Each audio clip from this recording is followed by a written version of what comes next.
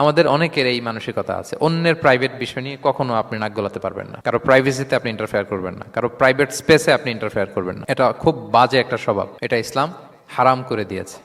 আমাদের অনেকের মধ্যে আছে খুঁটে খুঁটে, ভাই এটা কি ওইটা কি করছেন, সরকারি চাকরি না প্রাইভেট চাকরি, বেতন কত, বয়স কত, ওইটা কত ওইটা কত, হাবি যাবি, এটা তার ইটস নট হিজ বিজনেস। তারপর মানুষ খুঁচিয়ে খুঁচিয়ে নিঃসন্তান দম্পতি আমি দেখেছি, তাদেরকে পেলে অনেকে, ভাই কি সমস্যা, কয় বছর হইল, বাচ্চা নিচ্ছেন না কেন, কবে হবে, কার সমস্যা, আপনার সমস্যা না ভাবির সমস্যা, বেটা তোর কি সমস্যা ওইটা বল। একজন নিঃসন্তান দম্পতি তারা কি স্ট্রাগলের মধ্য দিয়ে যায় আপনি জানেন? এটা তার জন্য পরীক্ষা। ওই পরীক্ষার মধ্যে আপনি খুঁচিয়ে খুঁচিয়ে, মানে সে kind of he is a gynaecologist, treatment দিচ্ছে, ভাই কি হয়েছে এইটা ওইটা, তাদেরকে বিব্রত করে একটা পরিস্থিতিতে ফেলা, এম্বারাসিং একটা সিচুয়েশনে ফেলা, এটা হারাম।